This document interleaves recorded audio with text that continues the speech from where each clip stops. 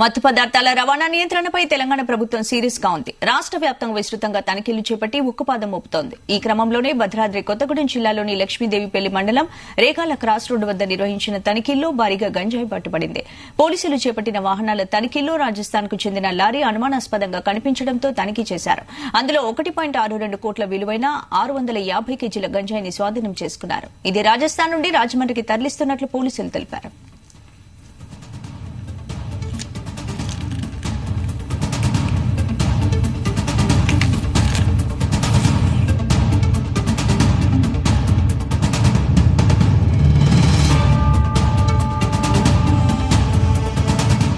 Lakshmidevipalli SI Santosh గారు మరియు second SI Venkateswara గారు వాళ్ళ సిబ్బందితో కలిసి రేగళ్ళ ఎక్స్రోడ్ వద్ద వెహికల్ చెకింగ్ చేస్తూ ఉంటే భద్రాచలం వైపు నుంచి ఒక లారీ RJ21 GB 5297 లారీ ఒకటి రాజస్థాన్ రిజిస్ట్రేషన్ లారీ వస్తుంది.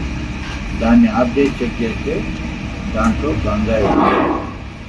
ఈ గంజాయి వచ్చేసి 6.5 క్వింటాల్ 6 క్వింటాల 50 కేజీలు 6 క్వింటాల 50 కేజీలు. దీని విలువ వచ్చేసి సుమారుగా మార్కెట్లో వచ్చేసి కేజీ 25,000 రూపాయలు చొప్పున 25,000 రూపాయలు చొప్పున అమ్ముకుంటారు.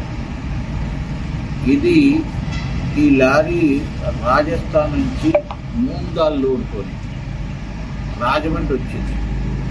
అక్కడి నుంచి మూంగాల్ అంటే దాల్ లోడ్ ఉంటుంది కదా, మూంగాల్ లోడ్తో రాజమండ్రి వచ్చి అక్కడి నుంచి చింతూరు పోయింది. ఈ నేరస్తుడు ఫస్ట్ సుందర్రామన్ ఒకతను రాజస్థాన్, సురేష్ సుందర్రామన్ అయిన లారీ డ్రైవరు, అదేవిధంగా సురేష్ అనే వ్యక్తి క్లీనర్. వీళ్ళకి ఈ దాలేసి పంపించి అక్కడ అన్లోడ్ అయిన తర్వాత మీరు చింతూరు వెళ్ళండి. ఆ చింతూరు ఏరియాలో ఒక వ్యక్తి కలుస్తారు, మీకు ఫోన్ చేసి చెప్తాను, వాళ్ళు మీకు గంజా వేసి పంపిస్తారు. వచ్చిన తర్వాత పెద్ద మొత్తం డబ్బులు ఇస్తారని చెప్తే ఈ లారీ ఓనరు ఈ క్లీనర్ కలిసి చింతూరు ఏరియా